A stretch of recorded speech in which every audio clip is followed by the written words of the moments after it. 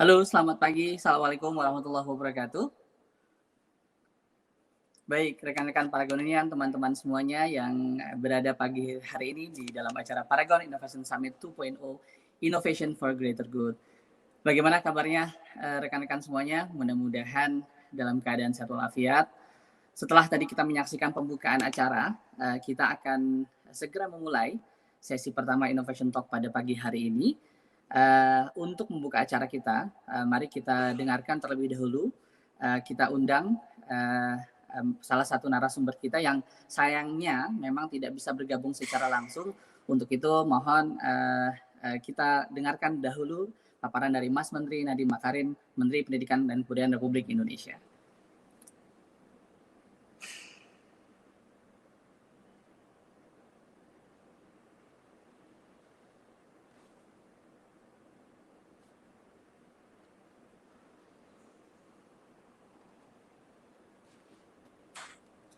Assalamualaikum warahmatullahi wabarakatuh. Salam sejahtera bagi kita semua. Om Swastiastu, Namo Buddhaya, salam kebajikan, Rahayu. Yang terhormat Menteri Pariwisata dan Ekonomi Kreatif, Bapak Sandiaga Uno. Yang saya hormati CEO Paragon Teknologi dan Innovation, Bapak Salman Subakat, serta para hadirin yang berbahagia. Ibu dan Bapak sekalian mungkin pernah mempertanyakan apa yang dimaksud dengan Merdeka dari program Merdeka Belajar yang kami rancang. Konsep Merdeka Belajar yang menjadi napas Kementerian Pendidikan Kebudayaan saat ini terinspirasi dari pemikiran Bapak Pendidikan Indonesia, Ki Hajar Dewantara, yakni memberikan kesempatan kepada siswa untuk belajar secara tenang dan gembira dengan memperhatikan minat dan kemampuan mereka. Selama ini mungkin kita menginginkan anak-anak kita berpikir kritis dan menciptakan terobosan serta inovasi sehingga Indonesia memiliki daya saing global. Namun kita enggan memberikan kesempatan bagi mereka untuk melakukan eksplorasi, mencoba hal-hal yang baru, dan berani belajar dari kegagalan. Padahal esensi dari inovasi adalah perspektif dan cara baru dalam mengerjakan sesuatu, serta mengalami kesalahan atau kegagalan yang akan membawa kita pada proses belajar yang lebih bermakna dan relevan.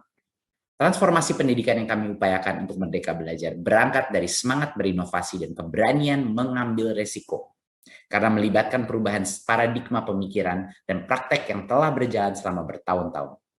Melalui Merdeka Belajar, kami mendorong para peserta didik di seluruh Indonesia, sejak pendidikan dasar sampai tinggi, untuk bebas dari berbagai bentuk belenggu, mulai dari ujian, tuntutan nilai, kurikulum, sampai dengan beban administrasi. Membebaskan diri dari belenggu bukan berarti serta-merta menghilangkan penilaian kompetensi atau tata kelola manajemen kelas dan sekolah. Karena yang kami upayakan adalah mengoptimalisasi aset yang ada, khususnya teknologi. Digitalisasi sekolah memang tengah menjadi prioritas kita, dimulai dengan penyediaan fasilitas teknologi bagi sekolah, pengembangan aplikasi dan kanal daring berbasis data, sampai penerapan asesmen daring kompetensi siswa dan kualitas lingkungan pendidikan di tingkat nasional. Selain itu, kami mendorong kerjasama aktif antara dunia pendidikan dan dunia usaha dan industri untuk mempersiapkan pelajar dan mahasiswa untuk menghadapi tantangan global. Para hadirin yang berbahagia, selama pandemi, sejumlah institusi pendidikan telah membuktikan semangatnya untuk terus berinovasi di masa yang sulit ini. Dan ditunjukkan dengan pembuatan berbagai macam alat-alat pendeteksi dan penanganan virus COVID-19. Dan saat ini di tengah upaya kita untuk bangkit, inovasi menjadi semakin dibutuhkan untuk semua lini kehidupan.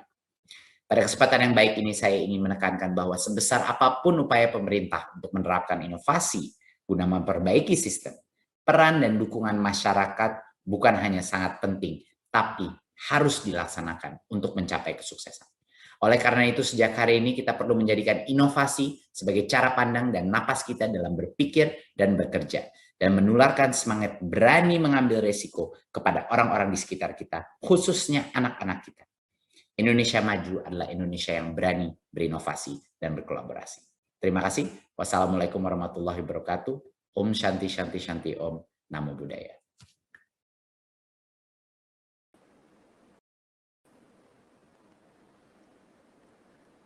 Baik, berikut adalah sambutan dari Mas Menteri Nadiem Makarim, Menteri Pendidikan dan Kebudayaan Republik Indonesia, dalam menyambut Paragon Innovation Summit 2.0 Innovation for Greater Good. Rekan-rekan sekalian, Paragonian dimanapun Anda berada, teman-teman yang sedari pagi bersemangat untuk hadir di acara Paragon Innovation Summit, pada pagi hari ini saya akan memandu sesi pertama dari rangkaian Innovation Talk. Innovation Talk adalah rangkaian acara pada Paragon Innovation Summit 2.0 yang menghadirkan para inovator yang berasal dari bidangnya masing-masing. Rekan-rekan tidak akan penasaran nanti siapa-siapa saja yang akan hadir pada rangkaian Innovation Talk. Dan tanpa berpanjang lagi, saya akan mulai untuk memanggil salah satu narasumber pada sesi pertama Innovation Talk ini, yang dimana tema kali ini adalah terkait dengan bagaimana innovation as a culture, as a core value to multiple impacts and accelerate transformation. Bagaimana innovation adalah sebuah value utama yang mampu mengakselerasi impact dan transformasi di dunia saat ini. Untuk itu, yang pertama saya akan panggilkan narasumber pertama bersama kita. Yang pertama adalah Bapak Salman Subakat, CEO Paragon Technology dan Innovation. Halo, ya. Apa kabar semua? Pagi, Mas Bang Ivan, Salman. apa kabar? Assalamualaikum warahmatullahi wabarakatuh. Oh iya, waalaikumsalam warahmatullahi wabarakatuh. Bang Salman, saya ingin menyapa. Saya kurang mendengar suaranya, boleh agak lebih mungkin soundnya. Sorry. Ya, sambil cek. Sorry, kita perbaikin ya. Oke. Halo, cek. Ini gimana suaranya? Makin bagus atau masih kurang? Oke, saya sambil ngecek juga. Rekan-rekan mungkin bantu di up suaranya. Oke, halo. Di sini lumayan. Oke, sebentar. Suara aman katanya. Mungkin saya nih Mas Salman ya, saya mau cek sebentar. Mohon maaf. Tapi suara saya kedengeran nggak Mas Ivan? Oke, baik. Mas Salman, saya mohon izin sebentar, saya mau ganti sedikit ininya. Oke, suaranya. Wah, ini suara Mas Ivan aman, cuman suara dari StreamYard-nya nih kayaknya. Sebentar. Halo teman-teman, sembari nunggu kendala teknis nih, harus banyak improvisasi. Apa kabar teman-teman semua? Kita ngobrol tentang inovasi dulu ya. Jadi memang gimana Mas Ivan? Ya. Mungkin saya agak kurang bisa mendengar suaranya sebentar.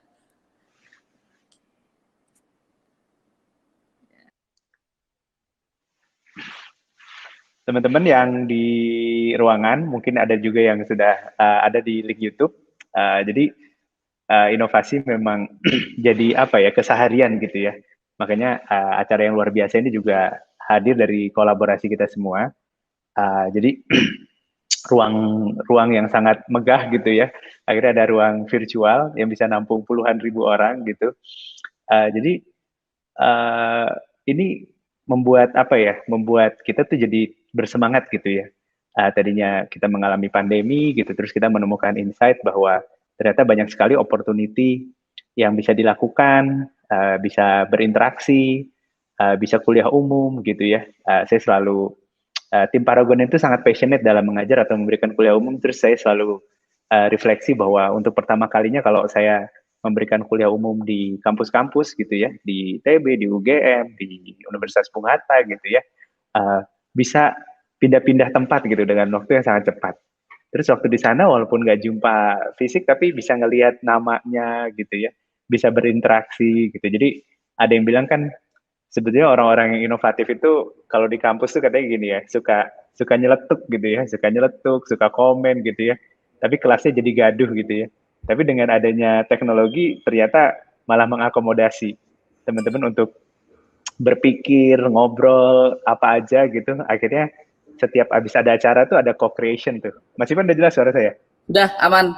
Thank you, aman, Mas. Oke, mantap. Ya, Mas Salman, thank you nih. Tadi udah nge-up terkait teknologi. Tadi kan Mas Nadiem mulai dengan cerita tentang bagaimana teknologi mampu mendisrupsi dunia pendidikan saat ini. Bang Salman, saya mau bertanya mungkin agak sedikit flashback sedikit. Kita saat ini ketemu dalam Paragon Innovation Summit 2.0. Bang Salman sekarang kan gila banget.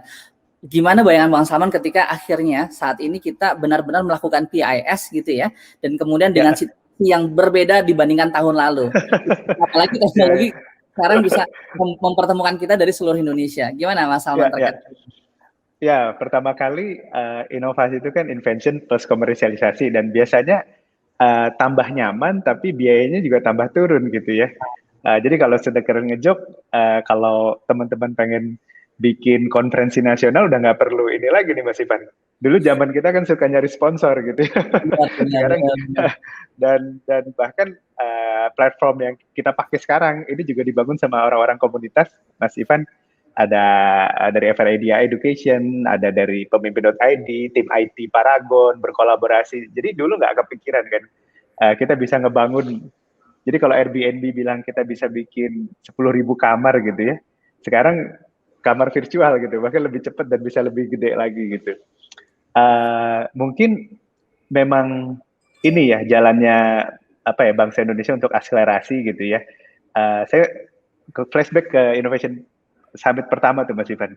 Betul, Dulu betul. rasanya Indonesia itu banyak banget peluang inovasi, di satu sisi digital melesat gitu ya, semua orang seneng gitu ya, akses jadi gampang, terus tumbuh leader-leader yang inovatif Mas Ivan. Jadi kayak saya lihat bekerja di bidang yang memang core-nya inovasi itu usia 26, 27 itu sudah menempati posisi strategik gitu. Terus saya bilang, wah ini luar biasa ya. Dan biasanya orang kan kalau udah mendapatkan suatu karir atau pencapaian tuh bawaannya ingin berbagi. Apalagi bangsa Indonesia bangsa yang sosial. Jadi itu yang terasa banget di 2018. Nah, di 2020 itu kan masalah yang kita hadapi wah even lebih wow lagi gitu ya. Iya, betul, betul Mas. Jadi kalau misalnya masalah bangsa yang tidak se-urgent itu bisa memicu dan meledakkan banyak inovasi, apalagi sekarang. Saya jadi pengennya berpikir tentang apa aja nih yang bisa kita ledakkan gitu ya untuk semangat untuk perubahan gitu. Dan ada peribahasa Mas Salman, di setiap krisis selalu memunculkan peluang. Nah, bicara tentang peluang nih Mas Salman, Paragon sudah 36 tahun. Dan kita sama-sama ketahui bahwa innovation menjadi kunci dari setiap brand yang keluar dari Paragon, dari kemudian setiap program untuk masyarakat. Nah, dalam konteks Indonesia nih Mas Salman, saya ingin mendapatkan perspektif Mas Salman bagaimana inovasi diletakkan dalam konteks bangsa Indonesia. Apakah yang bisa kemudian bangsa Indonesia capai dengan inovasi ini Mas Salman sebagai sebuah culture dan value-nya Indonesia?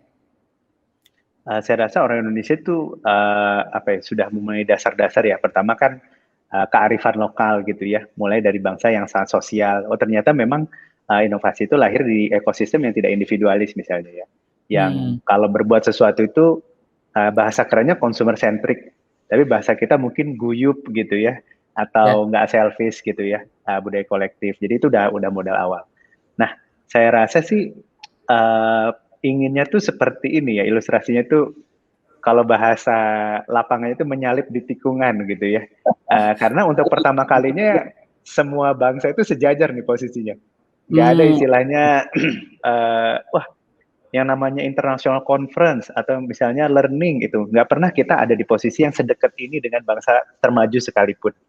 Jadi kita ngelihatnya sih banyak opportunity tuh Mas Ivan untuk bisa melangkah. Tapi ya gitu, ketika sudah di backup sama teknologi, ternyata ada PR juga ini, pemerataan gitu ya. Terus bagaimana mengadopsi semua ini biar jalan gitu. Bagaimana mahasiswa nih, terutama saya yakin di ruangan ini penuh dengan mahasiswa ya. Ada 1.100 orang katanya di conference, ada 10.000 orang yang daftar. Ini terlambat nih Mas Ivan ya, 10.000 orang daftar tapi yang masuk 1.000. Walaupun itu udah luar biasa juga. Biasa Mas, mungkin ada kendala-kendala di tengah jalan gitu ya. Macet ya, kalau zaman dulu cari parkir gitu ya. Sekarang mungkin cari pulsa dulu gitu ya. Betul. Nah Mas Salman, tadi kalau saya mau meng-highlight kata-kata Mas Salman, kalau kan kita udah guyup nih, dan guyup artinya itu kunci yang terbaik dalam inovasi. Nah, kira-kira gini Mas Salman, kalau kita melihat bahwa tantangan di Indonesia itu kan banyak ya. Artinya memang ada aksesibilitas, ada ketidakmerataan ekonomi, kemudian juga mungkin ada beberapa konflik yang terjadi di wilayah dan seterusnya. Nah, saya melihat apa hal terbaik yang Indonesia bisa pelajari, atau yang ada di ruangan ini kan adalah pemimpin-pemimpin Indonesia masa depan nih Mas Salman. Ada nggak pengalaman Mas Salman dalam Paragon selama 36 tahun ini di mana inovasi dengan semua beban, dengan semua hal-hal yang mungkin masalah di depan mata tuh ternyata bisa juga kok akhirnya kita maju Ya. gitu. Apa pembelajaran terbaik Mas Salman? Kalau 1 jam nggak cukup nih, 36 tahun. Cuman mungkin ada beberapa periode kali ya. Periode pertama itu kan perusahaan ini didirikan oleh Pak Subakat, Bu Nur Hayati gitu ya, engineers dan seorang R&D farmasi. Jadi ternyata memang nggak bisa lepas dari teknologi. Jadi inovasi yang bisa leverage itu ketika teknologinya dikuasai. Lalu ternyata memang penting sekali punya bekal ya. Pak Subakat adalah seorang CEO di sebuah perusahaan oil and gas di mana teknologi itu lagi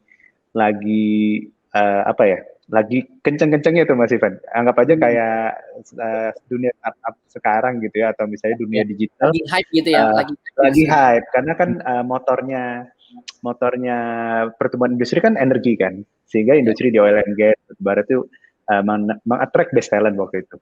Dan waktu itu tuh tumbuh perusahaan seperti IBM. Akhirnya kami melakukan seperti komputerisasi di awal gitu ya. Nah, ternyata teknologi itu yang bisa membawa kita naik gitu ya. Jadi fokus ke people, talent, dengarkan konsumen, teknologi itu udah kerasa dari dulu dan semua harus dilakukan secara efektif dan efisien gitu. Jadi design thinking kan filosofinya people, teknologi, and business gitu ya.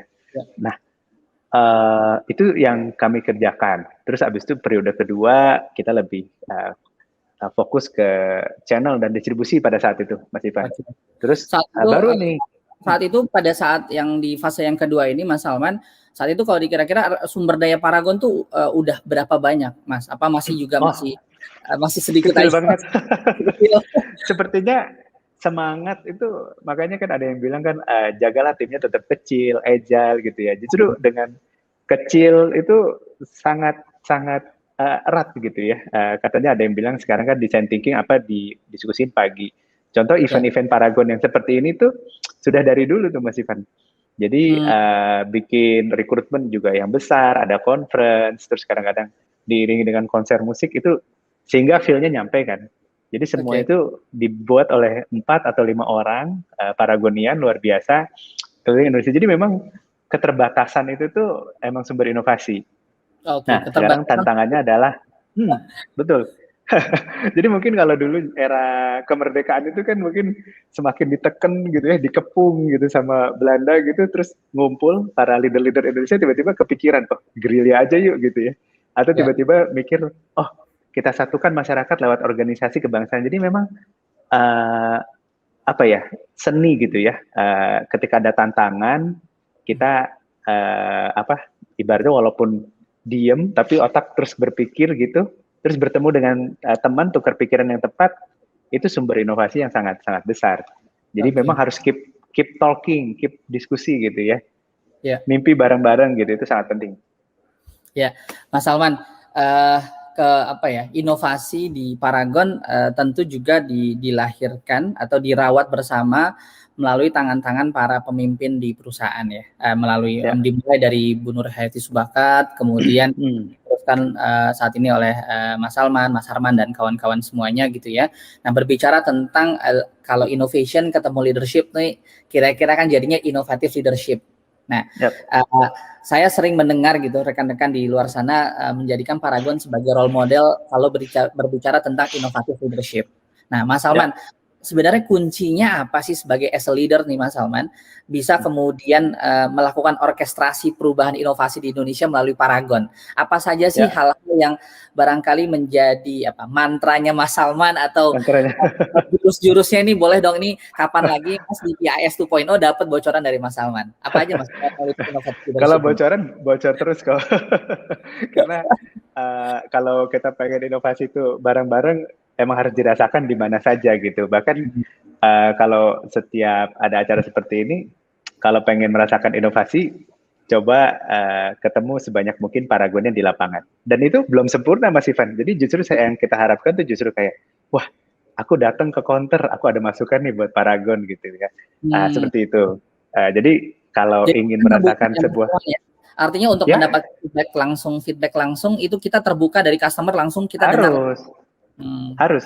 Jadi memang consumer centric itu emang selalu jadi jawaban. Tapi nanti masuk juga nih ke tantangannya apa nih gitu ya. Jadi memang inovasi itu kalau kita ngomong leadership sama. Jadi sangat mudah ketika timnya kecil, ya kan? Ketika timnya kecil, kita ketemu tiap hari gitu ya. Wah, inovasi itu sangat lancar. Lalu harapan dari stakeholder tentu naik ya. Banyak yang minta, bisa kita jadi sibuk nih. Nah, ketika jadi sibuk di sini tantangannya gitu ya. Ini seperti menanam dan memanen gitu ya. Kadang-kadang kalau kita memanennya terlalu semangat gitu ya, kita lupa menanamkan bibit-bibit baru. Nah, tapi teman-teman nggak usah khawatir gitu ya, karena memang itu naturalnya gitu ya. Jadi kalau misalnya teman-teman, disitulah nanti tantangan dan seninya Mas Ivan. Gitu. Jadi bagaimana kita terus membesar dan tetap inovatif. Dan kita juga tidak ragu-ragu untuk berbagi bahwa itu memang tidak mudah gitu.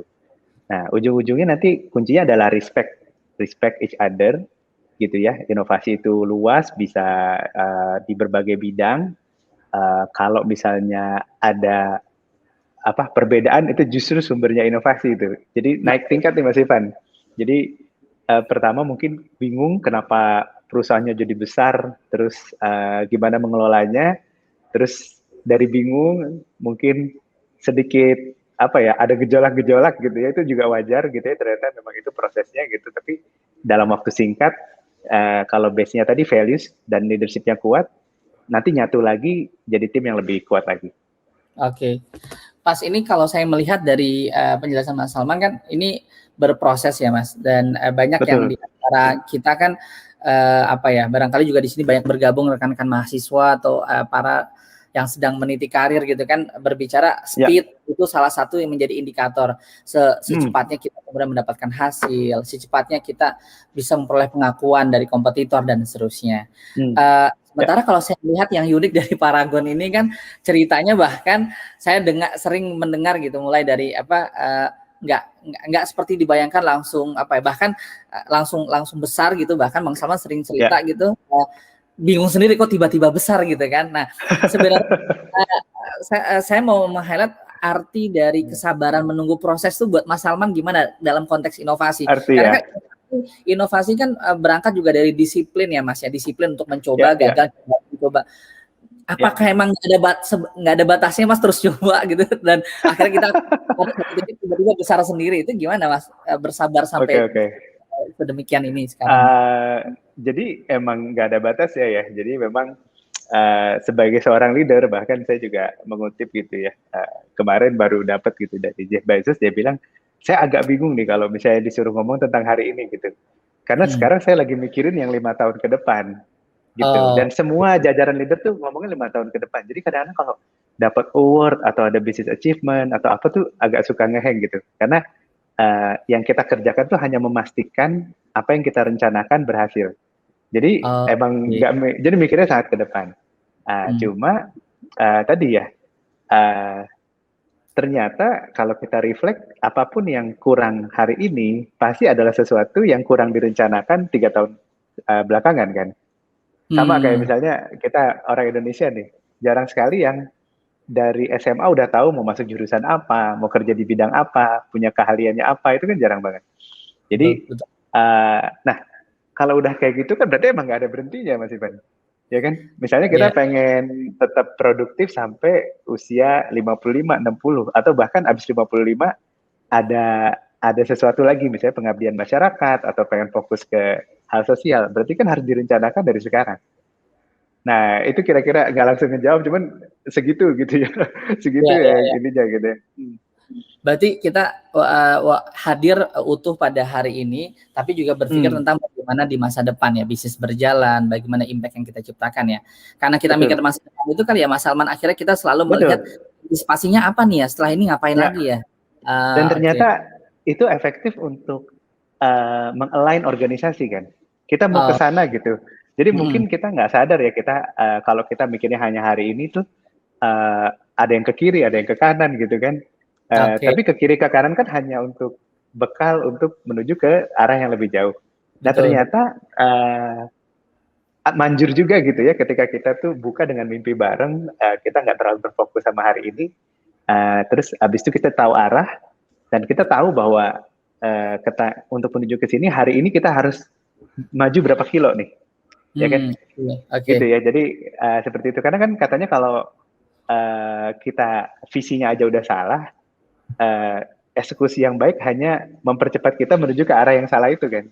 Nah, ya jadi sekarang nih challenge sih buat kita semua. Misalnya anak muda mau bawa Indonesia ke arah mana nih gitu ya, lewat mana gitu kan.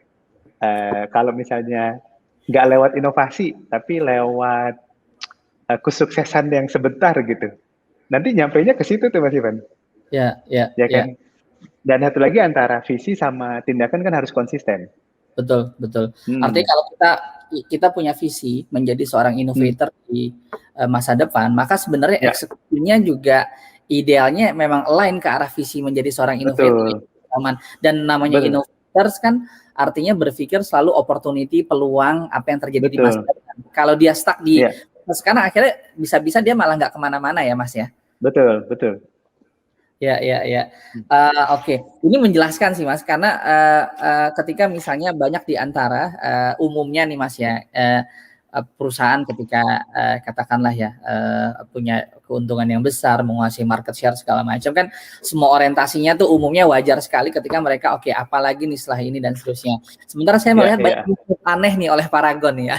Kalau kata bilang aneh atau di luar perkiraan, artinya kita tahu waktu lalu Paragon baru saja mengeluarkan program Paragon Educational Leadership Program yang ditujukan merespon program Kampus Merdeka. Jadi pertanyaannya, jadi Paragon ini ngurus apa aja nih? Ternyata sampai kemudian juga masuk ke ekosistem pendidikan dan sebegitu seriusnya. Apa sih Mas?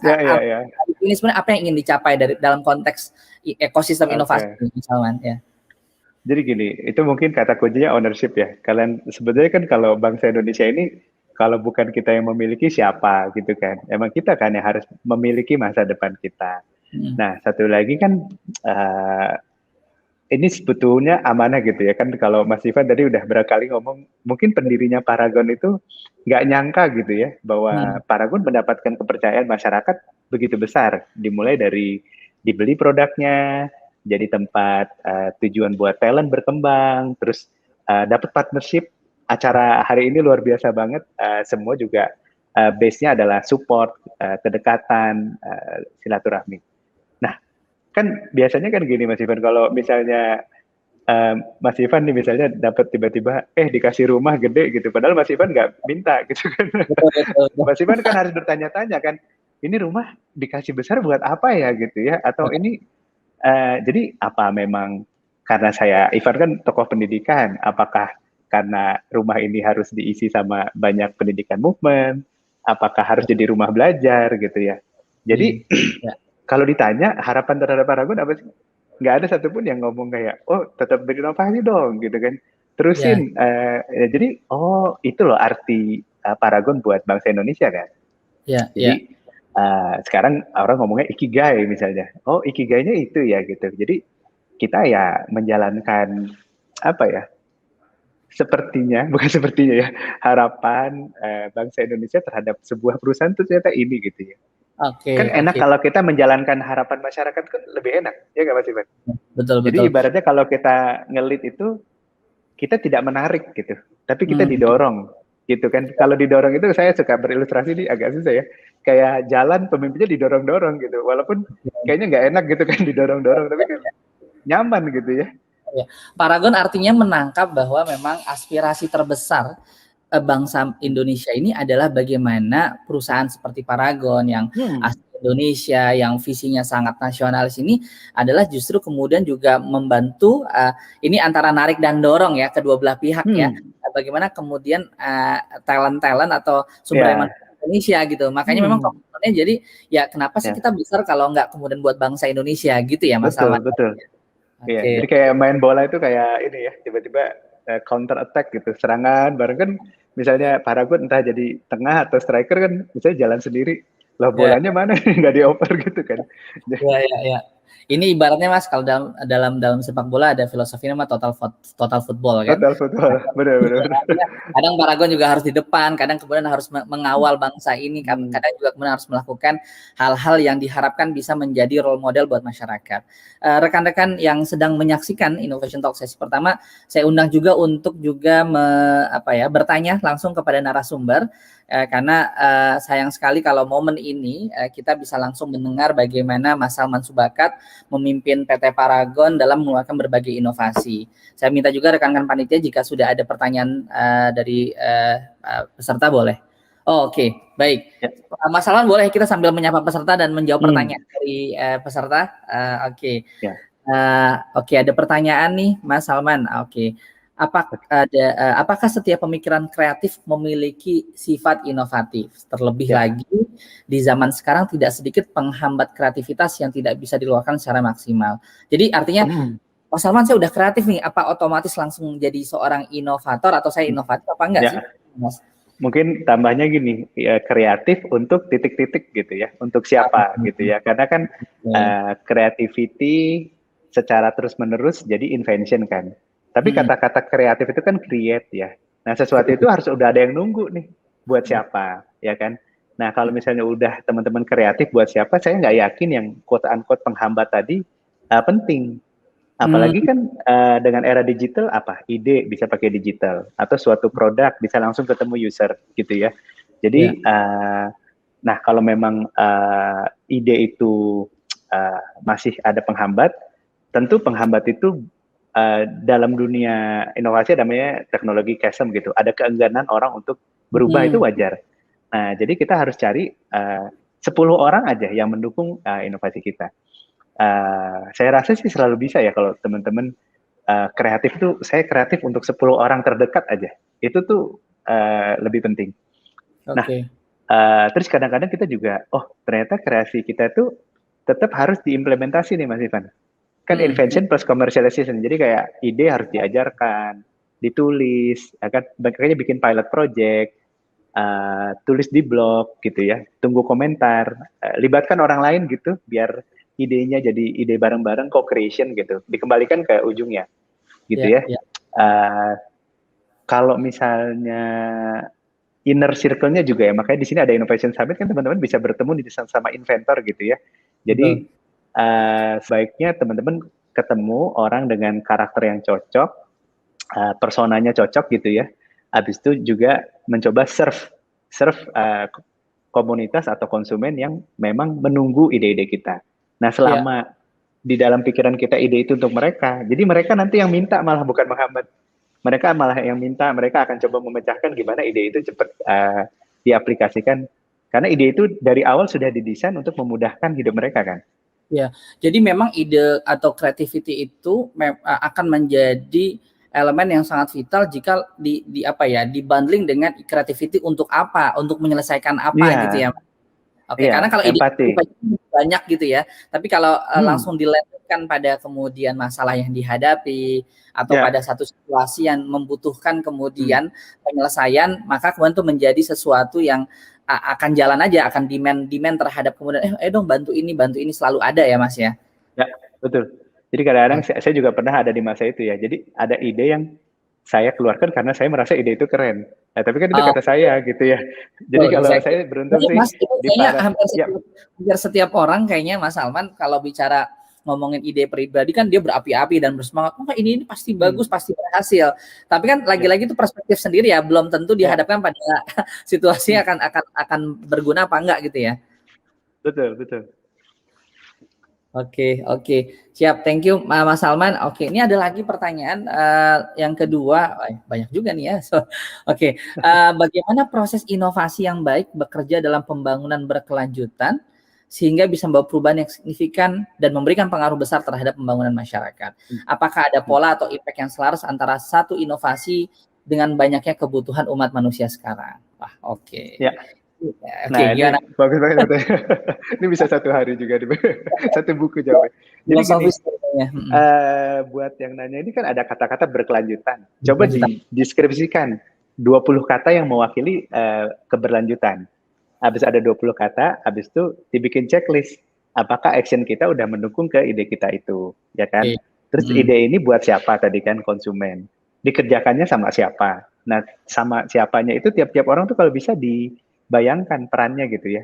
Ide ini perlu orang yang mengedukasi, ini perlu yang bikin pilot project, ini adalah digital sederhana gitu ya. Nah, tapi dibikin clear, itu bedanya visi sama mimpi kan. Kalau visi itu langsung kebayang gitu. Wah, bahkan senyum dari orang yang setelah menerima ide kita tuh kita bisa ngebayangin siapa aja gitu, apa kata orang itu ketika ide ini berhasil. Nah, kalau kita ngomong berkelanjutan tuh mindset dulu ya. Memang kadang-kadang time frame kita terlalu pendek. Kadang-kadang kita meminta ide ini baru berhasil setahun, 2 tahun. Nah, tapi ketika kita deep listening, baca buku, ternyata ide besar saya berhasil. Misalnya reformasi pendidikan. Oh, ternyata di negara ini 5 tahun, di sini 7 tahun, di sini 8 tahun, terus melibatkan siapa aja. Oh, ternyata melibatkan leadership terjadi, oh gitu ya. Oh, jadi akhirnya kita bisa bikin stages-stagesnya. Teman-teman bisa mengilustrasikan ide teman-teman misalnya sebagai lingkaran kecil yang terus membesar misalnya ya. Ada ring-ringnya. Atau kalau struktur organisasi teman-teman bisa membayangkan segitiga, lalu ada segitiga-segitiga kecil, terus teman-teman segitiganya ada di mana nih? Oke. Kebayangkan segitiga, Paragon kan segitiga nih ya. Segitiga ada di mana gitu. Jadi ada yang bilang gini Mas Ivan, biar berkelanjutan itu sebetulnya harus ada change maker-nya kan. Dan change maker-nya ini harus cukup punya endurance gitu ya untuk endurance 10 tahun. Iya, jadi endurance. Jadi kayak saya akan bawa ide ini 20 tahun nih. Kamu berapa? Dan kenapa? Nah, kadang-kadang kita juga suka sungkan nanya kayak komitmen kamu tuh berapa tahun gitu ya. Saya punya sahabat gitu ngomong, "Man, mau bantu pendidikan gitu ya." Mas Ivan tahu nih, 40 tahun siap nggak gitu. 40 tahun lama banget. Tapi saya langsung, oh iya ya 40 tahun ya. Saya yakin ya, kenapa university yang besar gitu ya, Harvard apa lewat endowment, yang mendirikan itu udah tahu bahwa ini akan ada sampai 200 tahun. Makanya bisa kejadian kan, you can imagine it gitu, so you can achieve it kan. Gitu. Jadi dia udah tahu nih gitu. Jadi teman-teman tolong setiap ide itu dibayangin 100 tahun lagi mau seperti apa idenya gitu. Iya. Karena kalau ya ini menarik banget ya. Karena benar ya Mas, kan apakah mungkin karena kita terbiasa melihat inovasi itu berlangsung secara cepat, berbicara tentang unsur kebaruan. Nah, kalau kita sudah punya ide dan menganggap oh ini emang keren dan baru, tapi memang saya sendiri pribadi Mas jarang tuh memikirkan apakah ide ini 100 tahun lagi masih relevan apa enggak gitu ya Mas Alwan ya. Apakah ya itu, jadi kita ingin misalnya gini, ingin sebuah ide inovasi berkelanjutan, tapi kitanya nggak mau mikirnya agak jauh gitu ya, mikirnya cuma hari ini aja ya, itu kenyataannya kayak gitu. Itu kita harus humble sih, kayak kalau kita nonton Avenger ya nggak apa-apa, itu kan dari Disney juga ya, Disney itu tempat inovasi yang sangat subur. Tapi yang menarik itu Age of Ultron itu udah ditulis dari tahun berapa tuh? 72 di komiknya pertama. Jadi belum ada, mereka udah tahu nih komputer tambah lama tambah kecil, ada hologram, ada sumber energi nuklir, bisa masuk Iron Man. Kebayang gak sih mimpi-mimpinya orang-orang itu Star Trek gitu, Star Wars, tapi mereka nggak cuman kayak orangnya pindah, tapi dibikin teknologinya, plasma apa gitu ya. Dan bayangkan bahkan tahun 1800-an itu bahasa filosofi kan, konsep produk atom itu kan dibayangkan. Jadi emang kekuatan. Jadi kalau teman-teman sampai keringetan ngebayangin Indonesia 100 tahun lagi kayak apa, itu udah bener tuh. Ya kan? Terus ditulis Mas Ivan, ya kan? Siapa tahu teman-teman mau bikin Terus satu lagi juga dibikin deket kayak gini. Wah, kalau Tony Stark-nya Indonesia kan susah ya, tapi jangan-jangan ada adik-adik SD atau SMP nih calon Elon Musk, calon Bill Gates Indonesia kan. Nah, bayangin kalau nah kemampuan berimajinasi dulu ke depan gitu. Apalagi sekarang ada film-film ya. Jadi kita kebayang Bill Gates waktu muda seperti apa. Itu kan juga beruntung banget ya. Saya juga baru bisa mengakses itu di usia seperti ketahuan usianya ya. The first millennial. Saya lahiran 1980. Tapi kayak, orang Indonesia ini bisa nonton Inside Bill's Brain dari umur 16 gitu. Wah, saya itu jadi optimis banget sih. Gitu. Saya yakin teman-teman tuh pasti nih di ruangan ini tuh harus ada yang pengen dulu Mas Ivan, pengen dan bisa membayangkan jadi apa. Nanti masalah jadi nggak jadi kan kita juga tahu ya bahwa ada the greater power gitu ya. Kita harus banyak doa gitu ya. Kita harus banyak berbuat baik gitu biar semua ini lancar gitu. Yap. Nah ini kalau tadi melihat Mas Salman bahwa inovasi sangat sangat erat berkaitan dengan kemudian apa sih yang kita jadikan pemikiran buat nyelesain masalah terus berpikir masa depan. Nah ini ada pertanyaan yang satu lagi Mas Salman, nih bagus banget pertanyaannya. Dari Coach Adam nih. Nah, ini menarik. Apa core questions yang muncul terus di Bang Salman sehingga Bang Salman makin terinspirasi dan terprovokasi untuk berinovasi? Ini jawaban ini akan kita tunggu, sangat kita tunggu Mas Salman. Kenapa? Karena ini adalah kreatif hack yang kita bisa dapatkan dari Mas Salman. Menciptakan Bang Salman lainnya ataupun Elon Musk versi Indonesia lah kira-kira gitu. Apa kalau pancingannya? Pertama kalau sekarang itu ini dari Coach Adam langsung dia balikin. Jadi sekarang itu saya kepikiran itu memindahkan mental model gitu ya. Mental model tapi nggak satu orang. Jadi kayak misalnya kan berpikir ekosistem ya. Jadi ada seorang Bill Gates yang ibunya adalah seorang good leader, aktif di masyarakat. Bapaknya adalah seorang yang sangat terhormat gitu, seorang lawyer. Sampai Bill Gates ngomong, all I'm trying to be the whole life is to be my parents gitu. Jadi bikin Microsoft cuman bonus. Kebayangkan cara berinteraksinya kayak apa gitu ya. Nah, jadi yang saya lihat bahwa sebagai seorang corporate leader yang saya harus pikirkan bagaimana membangun suasananya nih. Suasananya, ekosistem, cara kerja, interaksi sosial untuk bisa lahirnya inovasi. Kan simple saya jadi ini bukan promosi Microsoft atau Netflix nih Mas Ivan. Cuman kan kalau kita lihat wawancara-wawancara itu kan kayak Bill Gates, apakah Anda bisa seperti sekarang kalau tidak ada ibu Anda? Kan gitu kan? Tidak gitu. Kan ibunya Bill Gates nggak ngajarin coding Mas Ivan. Nggak ngajarin coding, nggak ngajarin teknologi. Apa yang diajarin gitu kan? Yang diajarin ya itu tadi ya. Terus berpikir, kritis gitu ya. Resolve konflik gitu. Itu juga tuh mengatasi perbedaan gitu, berpikir sebagai tim. Nah akhirnya bisa. Jadi mungkin sekarang pertanyaannya bukan semakin terinspirasi, tapi bagaimana menginspirasi dan memprovokasi dan akhirnya melahirkan inovasi gitu. Betul. Kata kunci yang Mas Salman tadi sampaikan adalah bagaimana kita bisa melahirkan ekosistem yang nantinya akan lahir inovasi-inovasi lain gitu ya. Jadi nggak hanya fokus pada hal-hal yang kemudian teknis-teknis kita mau ngapain, tapi kita creating supporting system gitu ya Mas Salman ya. Banyak mentor gitu kan, ketemu sama berbagai pihak dan seterusnya gitu. Betul. Ya. Oke, ya. Nah, ini berbicara tentang ekosistem Mas Salman, kan ini kita bicara tentang innovation for greater good gitu. Itu adalah tema yang dibawa pada PIS 2.0 hari ini.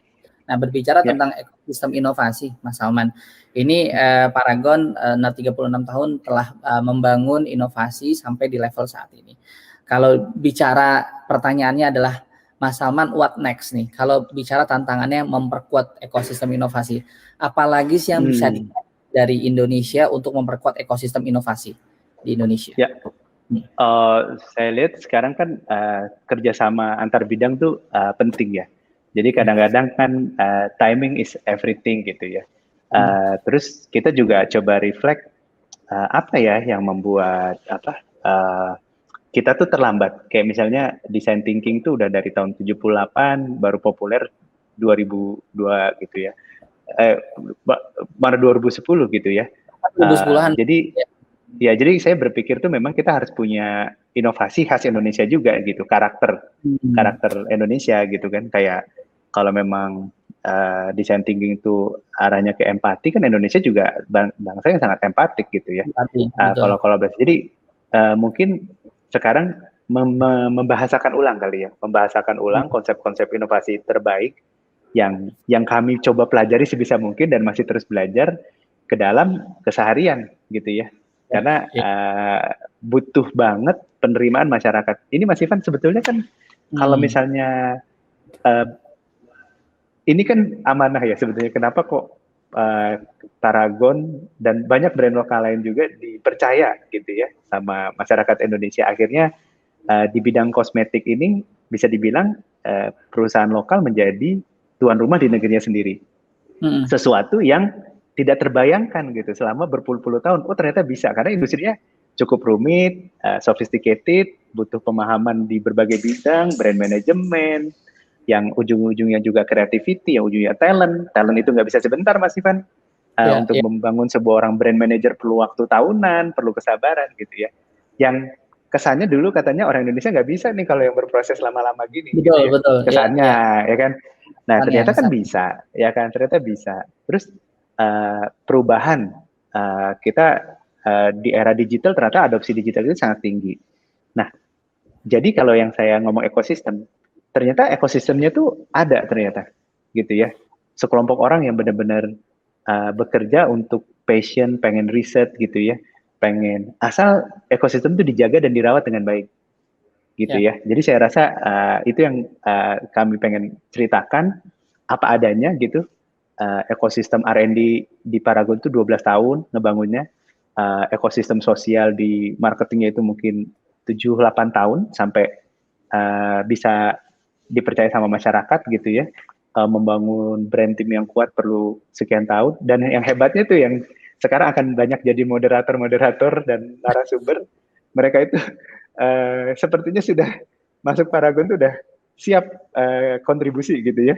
Jadi saya juga suka amazed, makanya ada prinsip tuh unless your potential di HR kami.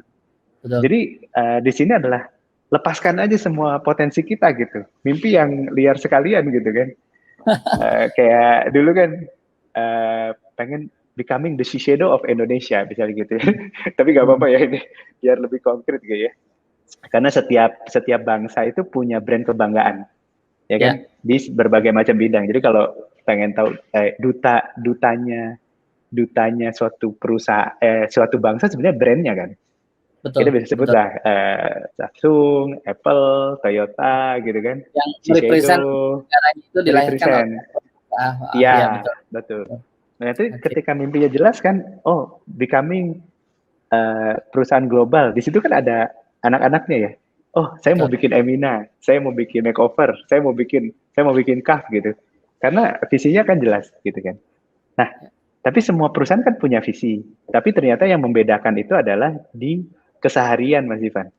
Jadi itu kalau tidak diwujudkan, at least jadi sebuah diskusi, ngobrol, sekedar ngopi-ngopi bareng kayak, udah tambah deket gak ya, gitu ya. Ngobrol kita sampai di mana itu nggak kejadian gitu. Jadi hanya visi yang didiskusikan setiap hari gitu ya. Itu yang lama-lama jadi tindakan. Betul. Nah, berbicara tentang visi yang didiskusikan tiap hari kan berbicara tentang bagaimana kita melihat kemampuan masa depan. Ini ada pertanyaan yang bagus nih dari Pak Hendra, Mas Salman. Untuk mengasah kemampuan melihat masa depan, nah, ini menerawang masa depan saya. Apakah lebih dominan education atau education experience atau inspiration? Atau apalagi Mas yang menjadi kunci untuk kita bisa semakin terasa nih melihat apa yang akan datang dari masa depan? Ini pengalaman pribadi ya Mas, makanya memang sekarang zamannya kolektif. Jadi kalau pendidikan dan edukasi itu biasanya memberikan suatu framework yang teruji, gitu ya. Oh, kalau Indonesia kayak gini, bakal kayak Jepang, atau lebih spesifik lagi, Jepang industrinya ini, atau seperti China wilayah atas, atau apa. Jadi dibikin spesifik itu, dan itu banyak di edukasi, udah ditulis di dalam jurnal ini. Dia memberikan sebuah framework data. Dan itu kan nggak cukup. Biasanya kita harus telepon pengalaman gitu ya. Dan nggak perlu pengalaman sendiri, pengalaman orang lain gitu ya. Jadi kayak, aku nangkepnya kayak gini ya di Jepang. Kalau langsung cari orang yang pernah kerja di sana, gitu ya. Jadi seperti itu. Nah, kalau inspirasi itu biasanya tuh ngasih rasa gitu ya. Kayak misalnya, wah aku pengen punya temen yang banyak gitu ya. Sehingga titik-titik rasanya gitu ya. Nah, Jadi hal ini kan kayaknya sederhana Mas Ivan. Wah, Mas itu namanya soft skill. Nah, saya pengen sedikit mengulang nih, Simon Sinek ngomong kan, dia lagi ngomong, saya paling nggak suka ada orang yang ngomong tadi ya, pendidikan, pengalaman, inspirasi itu soft skill. Karena there's nothing soft about that skill gitu. Jadi dibilang, it's a very hard gitu ya. Karena kan kebayang sih kita tuh harus datang tiap hari untuk membuktikan bahwa kita tuh salah gitu. Bahwa kita tuh hari ini belum sempurna ilmunya gitu. Itu kan nggak mudah gitu kan. Jadi be hard on yourself gitu, on topik-topik itu gitu ya. Apa benar kita udah cukup ilmu, apa benar kita udah bekali dengan pengalaman, atau benar kita udah melakukan dengan inspirasi yang tepat gitu. Ya. Ini kalau ngelihat dari pertanyaannya ini sekaligus kayak ngasih satu rumus nih Mas. Ini kalau saya coba. Oh benar-benar. Iya, ini kalau ngomongin tentang cracking the future sama dengan gitu kan. Pertama education, katakanlah education mewakili knowledge, structure, cognitive, right? Ya itu kan. Itu terus ditambah kemudian experience ini kan lebih kepada empirical sense ya kan, kemudian kinestetiknya main dan seterusnya, tambah kemudian inspiration ini rasa, feeling kan, feeling benar. Dan jadi harus jalan paralel dan Mas Salman menjelaskan bahwa ternyata equation ini berhasil nih, education, experience dan inspiration. Ya, karena banyak di antara kita Mas, saya termasuk misalnya sangat percaya dengan kekuatan knowledge. Jadi, saya udah tahu nih, saya udah baca, tapi sama Mas Ivan. Ternyata kalau nggak ada sentuhan rasa tuh kayak nggak bisa. How can we imagine it, the success kan gitu? Kira-kira gimana imajinasi kita tentang kesuksesan dari sebuah inovasi? Makanya experience dan inspiration, dan experience nggak harus sendiri ya Mas. Itu dia gunanya ngobrol ya. Itu dia gunanya kita diskusi. Betul. Ya buat teman-teman yang barangkali juga misalnya saat ini ya, rekan-rekan yang sekarang menyaksikan sesi pagi ini merasa, Mas saya belum punya banyak pengalaman, atau saya nggak seberuntung Mas Salman, nggak seberuntung Mas Ivan, nggak usah khawatir, karena sebenarnya dengan kita berinteraksi gitu ya, saling ngobrol dengan teman kita lintas bidang, itu justru salah satu rumusan sederhana. Kadang-kadang kalau kita ngerasa pintar sendiri malah nggak mau ngobrol ya Mas, betul nggak? Benar. Jadi sekarang kita udah mulai gini. Ini bagus nih Mas Ivan. Saya tuh pernah datang ke suatu acara, saya langsung menyimpulkan, dia nggak pernah membanggakan. Saya bilang ini Pak Habibie-nya dunia pertanian gitu ya. Jadi dia bilang pokoknya hasil itu penting. Jadi inovasi banget kan. Kalau nggak ada hasil berarti belum jadi inovasi. Jadi kadang-kadang kita belajar leadership, tapi kita tidak mencermati di sekeliling kita tuh nilai leadership itu adanya di mana aja, gitu ya. Jadi kalau kita mau belajar leadership, ya kita datang ke orang yang banyak menumbuhkan leader-leader lain, walaupun kecil gitu ya. Jadi jangan-jangan leadership itu tidak ada di YouTube, tapi ada di sebuah panti asuhan misalnya kan, atau di sebuah sekolah, atau ada di sebuah guru yang kok tiba-tiba anak-anak berseri-seri kalau ketemu dia gitu ya. Jadi itu yang tadi inspirasi gitu kan.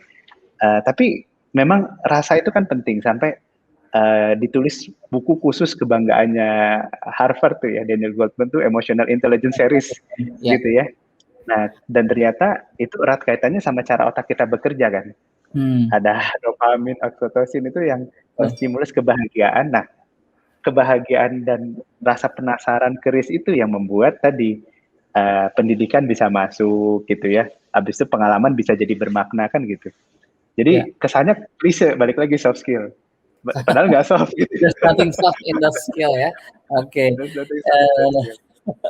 Oke, Mas Salman, ini tadi kita udah bicara tentang terakhir pertanyaan bagaimana how we can imagine the future gitu ya, dengan mengkombinasikan education, experience, dan inspiration. Nah, Mas Salman, ini kita facing reality dengan pandemi ini, kemudian di mana proses belajar pada umumnya mungkin di sekolah, kuliah, atau bahkan organisasi kan menjadi tidak tidak normal, tidak optimal. Artinya kita dulu bisa menyerap pelajaran tuh dengan dengan optimal, bisa ketemu kapanpun, anytime kita belajar. Walaupun in the other hand dengan teknologi semua bisa beres gitu. Nah, ini pesan Mas Salman ya. Ini ada pertanyaan bagus dari Mbak Anissa Fitri dengan situasi yang sekarang gitu. Dan kita sekarang ingin jadi bisa dibilang nih banyak rekan-rekan di sini menjadi apa ya leader pemula atau apa newbie gitu ya. Jadi ya newbie mungkin di sekolah, di kampus atau kemudian di tempat kerja gitu.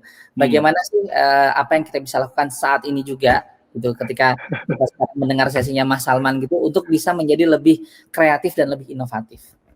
Ya, kalau teman-teman udah bisa nanya itu, saran saya lebih banyak ngajar juga, itu penting ya.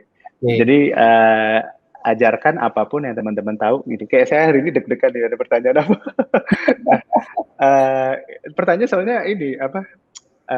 Panitia juga milihnya susah-susah nih. Ini kan abstraksinya kan gini. Oke, kita coba pakai frameworknya design thinking aja deh. Misalnya hal kreatif lahir dalam sebuah proses inovasi. Design thinking one of the best lah. Jadi harus ada unsur tadi human-nya kan. Kita kreatif untuk siapa, buat apa, gimana rasanya, gimana cara kita mengerjakannya, seberapa kita passion mengerjakan hal itu. Terus harus ada menunya nih Mas Ivan. Dari sekian puluh harus berani mutusin. Aku kayaknya bisa nyebutin 20 tokoh. Okay. Tapi aku akan fokus ke 2 tokoh yang akan aku ikutin 3 bulan ini. Gitu ya, okay. Dan nggak anti stereotype aja gitu. Aku nggak harus kok tokoh-tokoh besar kok gitu. Saya juga sangat endorse tuh cari yang relevan gitu. Kalau misalnya belum apa-apa udah Steve Jobs, Elon Musk tuh kayaknya wah jauh banget gitu kan. Nah itu cari dari sisi human tuh cari tokoh, cari orang yang akan kita serve sama know yourself. Terus teknologi ini penting nih. Harus ada unsur teknologi sederhana aja. Kayak misalnya bikin planningnya pakai Miro ada yang gratis gitu ya, atau pakai mind map, atau kita coba-coba gitu metode-metode, ada pakai mind map, ada ini, idenya kita coba scoring, terus kita coba jalankan design thinking ala-ala gitu ya, bahasa anak sekarang ala-ala, pokoknya ada metode baru yang kita coba, cara ngomong kita rubah, terus gunakan semua ya, handphone itu kan luar biasa ya, bisa ngerekam, bisa evaluasi, bisa nge-track, bisa macam-macam, pakailah, pokoknya semuanya harus pakai handphone dan apps itu dieksplor semua, gitu ya.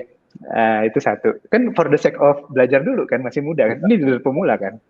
Yang ketiga itu pastikan, simple aja. Manfaatnya tuh jauh lebih besar dibandingkan effort yang dikeluarkan. Jadi ada efek multiplier-nya gitu ya. At least diri kita sendiri kan. Misalnya gini, saya mau meluangkan waktu 2 jam sehari untuk karir yang akselerasi. Nah, karir akselerasi itu kan bisa diukur kan. Misalnya penghasilan kita hanya, karir kita akan seperti ini, saya pengen teman-teman jangan transaksional gitu ya, seperti ini, tapi dengan saya berinovasi akan ada trajektori gitu kan, nanti kan ada gap-nya kan, jadi akhirnya ternyata saya belajar tuh akan balik modal. Saya jadi ingat dulu kalau sederhana itu gini, seorang leader kalau pengen berkembang tuh harus kayak orang naik taksi lihat Argo, itu juga ya, jadi waktu jadi berharga. Oh oke. Aku udah jalan kan kalau misalnya kita ya itu ya. Makin lama kita belajar gitu ya, ada added value yang bertambah gitu ya. Iya, kalau di Next Daily itu kan dia malah ngitung mundur kan waktunya kan. Udah berapa puluh % waktu yang aku habiskan gitu ya. Iya. Gitu sih. Jadi hargai diri kita sendiri dengan cara menghargai waktu kita gitu ya. Sayang kalau nggak buat hal-hal yang positif. Terus kalau capek ya istirahat, yang positif mulai lagi gitu kan. Betul. Tadi saya mencatat sekali ini tips ya. Ini saya coba sampaikan ulang nih beberapa yang saya catat ya. Pertama adalah terkait dengan mempertajam tadi, dimulai dengan role ada spesifik gitu, ada spesifik konkret gitu. Jangan mulai dari yang terlalu besar ya Mas Salman ya. Kemudian targetnya gitu, dengan begitu kemudian kita juga bisa ngukur kita udah sejauh mana nih. Kadang-kadang memang kan pitfall yang terjadi itu ya Mas Salman, kalau kita kayak kita jadi active learner semangat banget gitu ya, kita pengen langsung melahap semuanya kan. Jadi ini ada sindrom yang kayak pengen langsung pinter semuanya, pengen langsung dia mencapai standar yang paling tinggi gitu ya. Betul. Untuk sebuah learning curve yang lebih tajam akan lebih efektif kalau kita belajar dari skema-skema yang agak lebih mungkin spesifik, dan yang paling penting jangan lupa untuk mengajarkan, karena belajar dan mengajarkan itu satu paket, Mas Salman. Ini yang Betul, satu paket dari Mas Salman ya. Makanya kalau ngeliat Mas Salman sering banget nih beredar kalau nggak keluar, tapi kalau dengar-dengar Mas Salman sering mungkin ngobrol sama BA, beauty advisor, sama teman-teman di itu memang karena rumusnya itu ya Mas, karena sering ngobrol, ngajarin, jadi kita belajar ya. Ya ini nyambung sama pertanyaannya Mas Billy nih. Nah kadang-kadang suka lucu nih, pertanyaan itu kadang-kadang ngejawab sendiri. Bagaimana balancing edukasi, inspirasi, experience untuk mempertajam. Berarti kan tujuannya udah bagus ya untuk mempertajam. Balancing, ya harus dibalance gitu aja. Jadi langsung aja dibalance. Dibalance aja langsung 30%, 30%, 30%. Yang namanya nggak balance apa sih? Suka lupa kan. Oh ternyata kok saya kebanyakan baca buku, itu ada yang namanya intellectual bomb apa-apa gitu ya. Jadi kayak jadi berasa pinter, tapi nggak menginspirasi orang lain gitu kan. Jadi lebih baik, wah aku kurang gitu ya. Experience, kita kadang-kadang harus diem nyobain dulu nih pemikiran kita, bener gak sih gitu kan. Pemikiran kita, jadi harus dibalance. Itu juga sama, saya pertanyaan yang paling favorit nih, gimana caranya memulai? Oh ya itu jawabannya, memulai. Caranya ya mulai. Tapi gini, saya tuh pengen gini, tadi kan there's nothing soft about those soft skills. Nah, balancing ini juga jangan gini, balancing itu benar buat nyaman, tapi kalau ibaratnya mobil, roda itu dibalancing biar apa coba, Mas Ivan? Biasanya kalau orang ngebalance, stabil nggak sih? Stabil arahnya. Biasanya kerasanya nggak stabil kalau kecepatan tinggi kan? Kecepatan tinggi betul. Nah, justru mudah-mudahan Mas Billy dan teman-teman itu membalance untuk bisa ngebut gitu. Bukan untuk relax gitu ya. Beda loh kalau misalnya minatnya gitu ya. Jadi kalau misalnya membalance untuk ngebut, itu langsung ketemu. Oh, aku tuh kurang istirahat sehingga kurang bisa tenang gitu ya. Ya udah berarti kita istirahat untuk bisa menginspirasi orang lain. Jadi akhirnya kita nggak ketarik-tarik gitu. Tapi begitu juga, kenapa kok Sabtu Minggu ini harus ikut PIS misalnya? Jangan-jangan untuk membalance karena itu kalau anak muda terlalu banyak rebahan 4 hari terakhir misalnya gitu ya. Ya.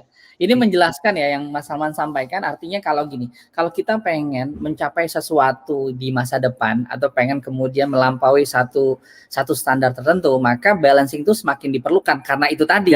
Tapi kalau misalnya balancing dalam konteks, aduh saya kurang istirahat nih gitu ya Mas Salman ya, itu kayak balance gitu ya. Nggak apa-apa, asal nanti gini. Saya terus terang COVID ini metode saat reflektif banget nih 1 tahun. Bahkan saya pernah kayak, saya tuh ternyata udah berapa minggu, Sabtu Minggu nggak pernah, ya Mas Ivan tahu lah aktivitas kita semua ya. Ini saya Sabtu Minggu bener-bener duduk, diem, mikir tuh nggak pernah gitu sama bertahun-tahun. Tapi saya memaknai kayak, ini mudah-mudahan bekal saya untuk jauh ke depan gitu ya. Jadi akhirnya kita bisa memaknai tadi ya, istirahat kita untuk jalan. Tapi kalau education, inspiration, sama expiration itu active learning yang nggak bisa dipisah-pisahin sih, ya kan? Bahkan kalau satu paket. Siap, oke. Baik, rekan-rekan sekalian, kami tetap menunggu jika ada tambahan pertanyaan yang memang diajukan kepada Mas Salman Subakat. Kita setelah ini juga akan bergabung segera narasumber kedua dan ketiga yang nanti akan siap-siap. Jadi memang karena saat PIS ini ya namanya kewajiban negara, hari Sabtu Minggu tidak pernah berhenti ya Mas Salman ya. Jadi para narasumber kita nih juga sedang berkeliling untuk kemudian menunaikan tugas-tugasnya. Baik, oke. Ada satu pertanyaan baru lagi nih Mas Salman dari Technopreneur Akademi Salman ITB. Nah, setiap tanya Kang Salman, entrepreneur memiliki karakter kepemimpinan masing-masing. Nah, menurut Kang Salman, main karakter apa yang harus dibangun oleh tiap leader seharusnya CEO? Oke, jadi apa key behavior atau key karakter gitu Mas Salman, apa ya Mas? Oke. Nah, kalau entrepreneur ini pesan saya sih gini, bangunlah personality yang cocok dengan orang yang akan kita layani gitu. Itu sih paling penting. Ya, jadi karena next leader siapa nih? Oh, aku akan dapat karyawan tipe ini. Ya bangunlah personality dengan orang yang emang akan melayani konsumen kita, gitu ya. Jadi kalau misalnya industrinya makanan, ya teman-teman harus makanan banget gitu. Kalau industrinya pariwisata, boleh juga ngobrol pariwisata nih, menyambut tadi ya. Harus pariwisata banget gitu ya, spesifik. Dan ini, jadi biar kita ngejalan itu ngeblend gitu. Akhirnya kalau konsumen ketemu kita tuh kayak ketemu temen gitu. Nah memang ini penting sih, saya juga pernah waktu itu ada fotografer hebat lah, teladan, dia suka mengkritik. Orang Indonesia itu suka menerima semua pekerjaan, jadi nggak pernah say no. Jadi foto landscape ya iya, foto komersial ya iya gitu. Harusnya terbentuk spesialisasi. Toh kerjaannya kan sama gitu ya. Jadi kembangkanlah. Kalau kepemimpinan strategi kan kepemimpinan yang bisnis saya banget. Makanya juga saya menyambut dunia pendidikan di Indonesia itu makin spesifik katanya. Jadi kayak kalau nggak ada jurusan bisnis atau kepemimpinan, tapi lebih baik ini kepemimpinan di dalam pariwisata, kepemimpinan di dalam sektor publik, kepemimpinan di dalam dunia korporat gitu ya. Korporat dipisah-pisah lagi, kepemimpinan dari berbagai industri. Itu beda banget. Bisa sangat ekstrim malah Mas Ivan. Kayak misalnya kami di industri fashion tuh ngelihat sebesar apapun peran CEO, tetap aja seorang inovator, si desainernya itu yang memegang peran besar.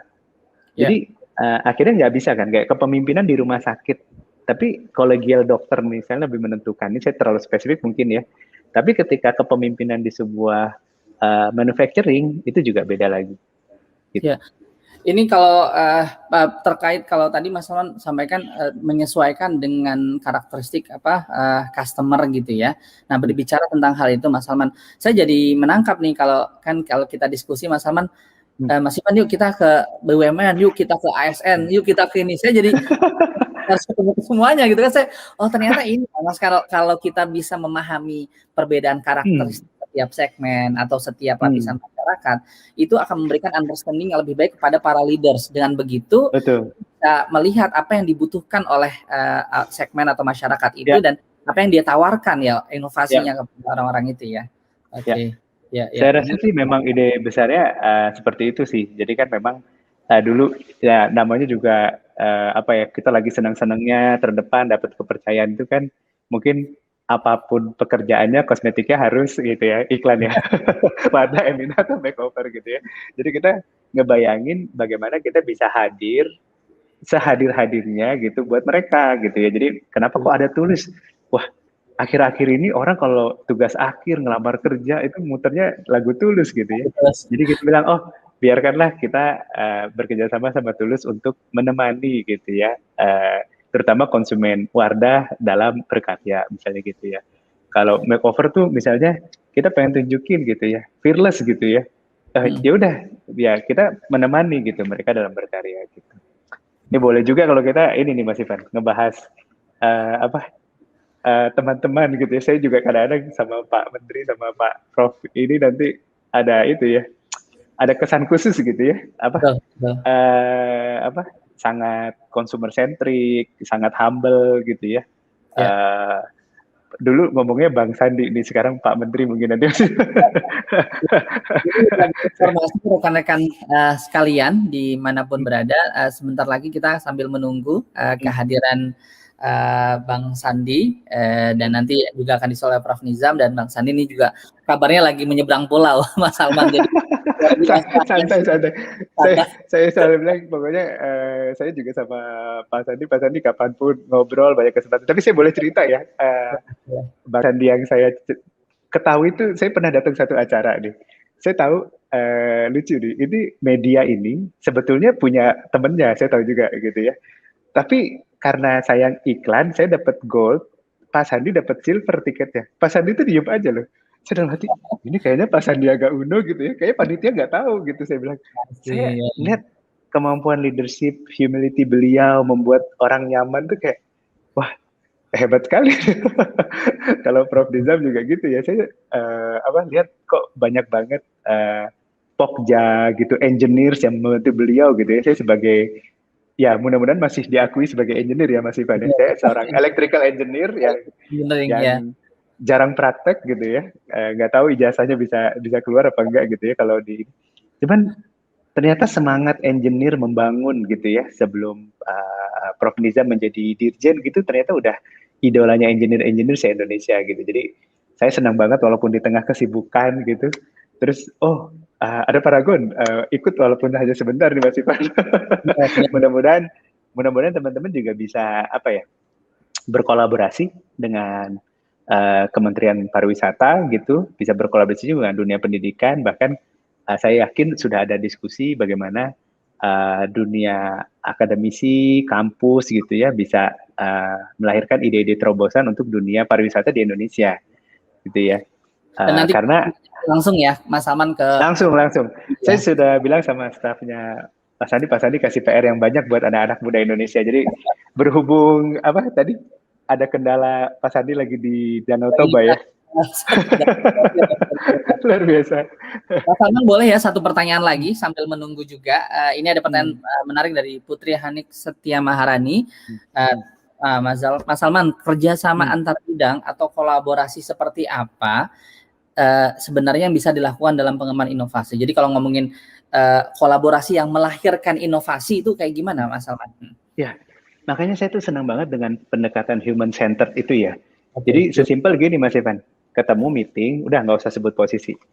Pokoknya kalau di organisasi itu ada yang ngobrolnya cocok, udah itu udah kolaborasi aja. Pasti yang ngurusin people bisa ngomong sama yang ngurusin people, yang bikin program bisa ngomong program. Hampir nggak mungkin ada sesuatu yang tidak bisa di ini kan. Apalagi kita udah ini ya bisnis model. Ternyata mau sektor publik, mau konsumen, mau itu juga punya bisnis model, ya kan? Misalnya teman-teman mau bikin suatu produk, terus teman-teman langsung kepikiran gimana. Nah itu kan suka ya. Bikin suatu produk, jasa, atau suatu pemikiran, aktivitas yang langgeng sampai 20 tahun ke depan. Jadi teman-teman kan langsung, oh konsumen kan juga punya stage of life ya. Ya kan, misalnya teman-teman bikin gerakan pendidikan, harus dijelasin nih waktu umur 25 ngapain, 30, 35, 40 tuh ngapain. Itu, nah nanti ketika, balik lagi ya, memang kuncinya kadang-kadang berpikir jangka panjang ya. Jadi ketika kita lihat jangka panjang, kok nggak ada ya satupun yang bikin kita senang, bahagia yang kita kerjain sendiri. Oh, oke. Iya, itu tuh paling penting sebetulnya. Coba sebutin hal yang kita kagumin. Nah itu juga kadang-kadang kita ngelihatnya kurang dalam. Saya juga suka kayak misalnya Pak Salman gitu, Paragon. Saya mau bukan siapa-siapa di Paragon, yang seru itu, yang kerjaan bareng-bareng sama gitu ya.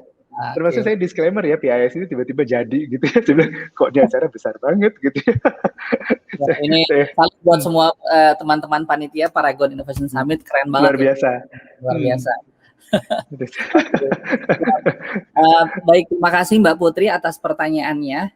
Sambil kita menunggu berikut yang akan bergabung sebentar. Jadi jawabannya apa sebenarnya yang bisa dilakukan? Nggak bisa tidak melakukan, intinya gitu ya.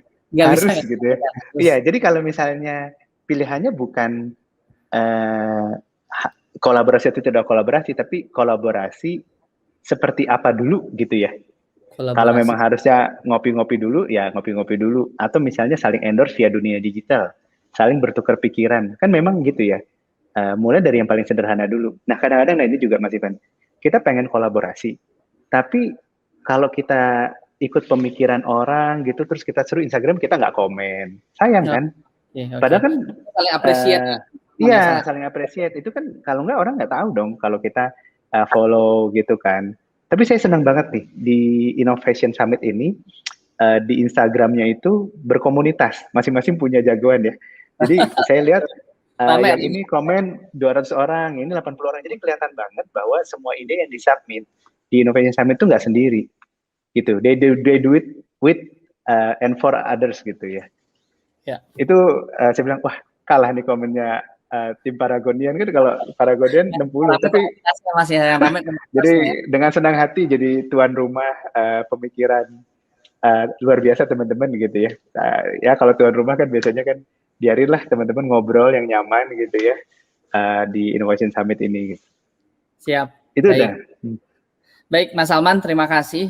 Rekan-rekan sekalian semua, para Paragonian dan audiens yang menyaksikan Innovation Talk sesi pertama, bagaimana kita berbicara tentang innovation sebagai culture dan values yang mampu memberikan impact dan mentransformasi Indonesia. Nah ini, kalau tadi kita bicara dalam konteks bagaimana ekosistem inovasi dibangun oleh Paragon dan dengan berbagai pengalaman 36 tahun ini, maka kita akan sambut sebentar lagi para inovator selanjutnya, yaitu yang saat ini menjabat sebagai Bapak Menteri Pariwisata dan Ekonomi Kreatif Republik Indonesia. Boleh kita panggil bersama Mas Salman ya. Baik, ya. Pak Menteri, Pak Sandiaga Uno atau Bang Sandi boleh selamat bergabung. Oke, sambil menunggu nih. Nanti setelah Mas Sandi, kita juga akan menunggu kehadiran Pak Nizam teman-teman sekalian, Pak Nizam adalah Dirjen Dikti Kementerian Pendidikan Kebudayaan Republik Indonesia.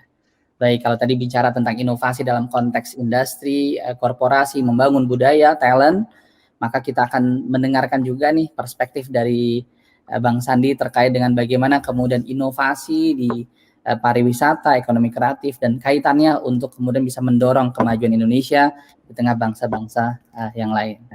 Pak Sandi udah di room ya. Di sini ya udah chat-chatan ini. Saya bilang Pak Menteri ini banyak bolang Pak, bocah petualang yang sudah menunggu untuk kalau bisa jalan-jalan gitu. Baik. Dan kita kalau ngelihat ini Mas Salman di Instagramnya Mas Sandi itu kayaknya lewat sedikit udah beda tempat aja. Oh iya, itu luar biasa. Dan bukan virtual ya, bukan virtual. Benar asli berada di berbagai.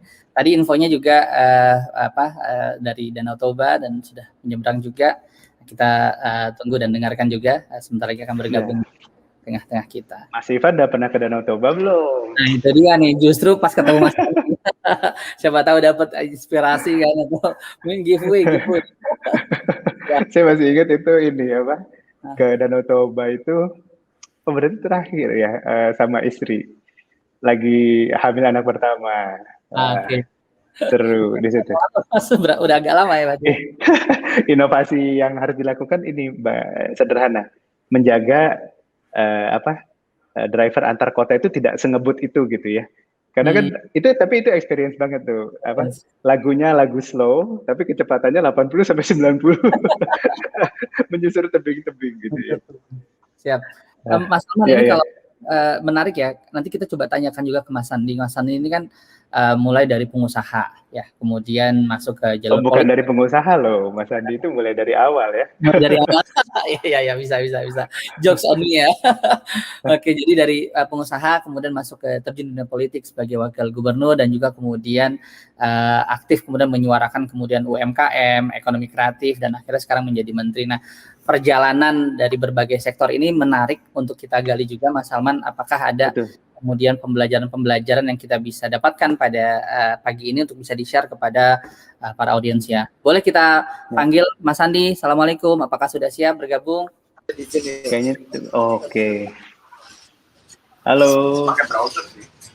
Wah, Pak Sandi luar biasa. Assalamualaikum, Bang Sandi, Pak Sandi. Jelas suaranya Pak. Wah, ini di atas kapal ya Pak? Di atas kapal Pak Menteri. Bang Sandi mau dipanggil apa nih di tengah inovator-inovator keren?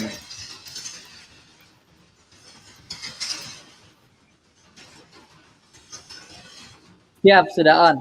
Bang Sandi, sudah. Mohon maaf kita belum mendengar suaranya Bang Sandi. Apa kabar semuanya teman-teman?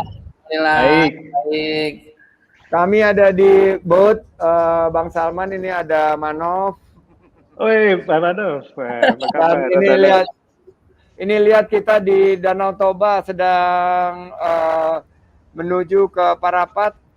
Kami baru saja menyelesaikan kunjungan di Pulau Samosir. Mohon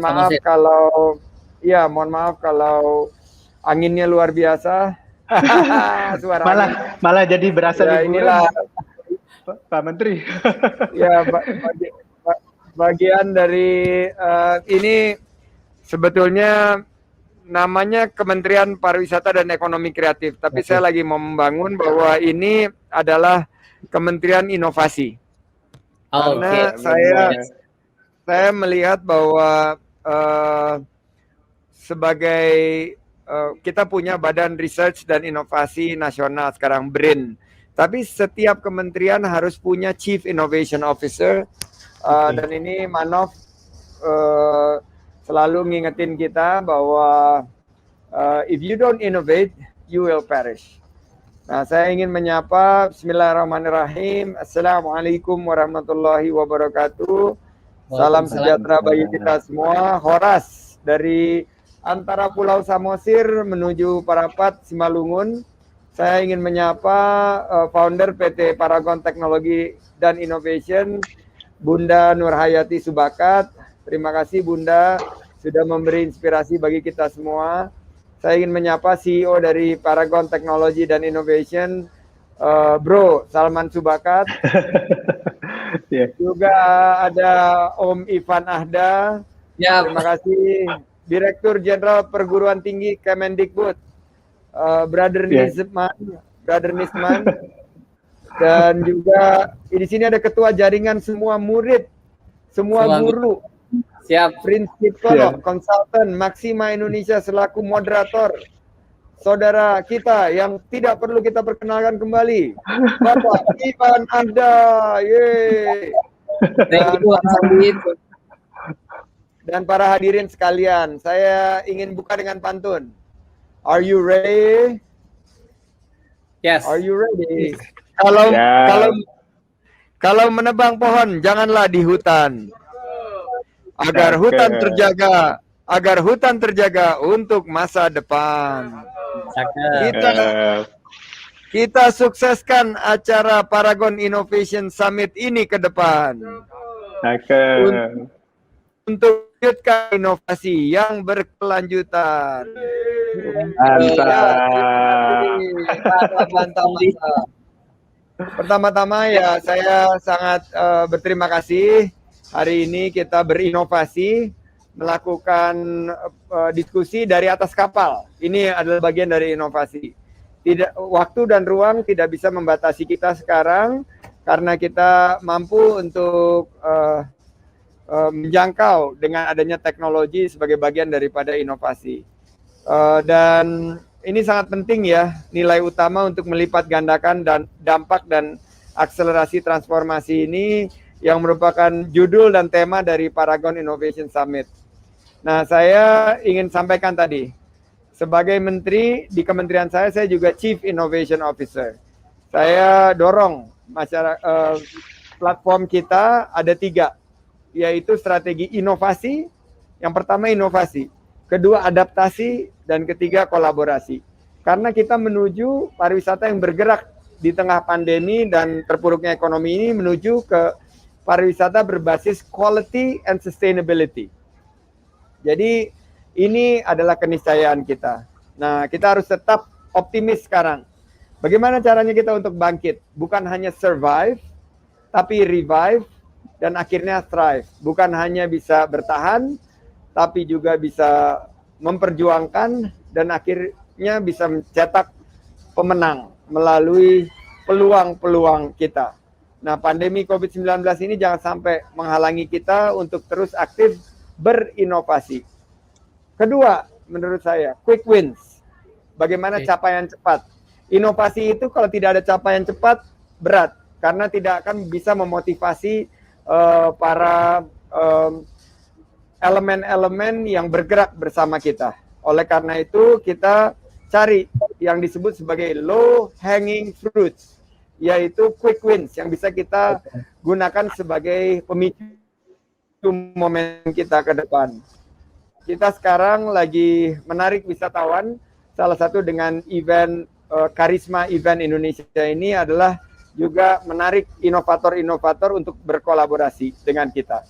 Nah, saya sekarang punya begitu banyak pengalaman unik di tiap-tiap destinasi wisata. Bagaimana kita merestorasi ekosistem budaya dan sejarah di Indonesia.